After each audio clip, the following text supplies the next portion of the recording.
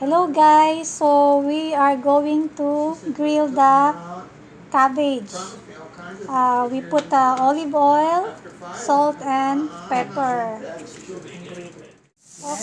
Okay guys, now we're grilling the cabbage. This is the first time I will have grilled cabbage, so we'll see.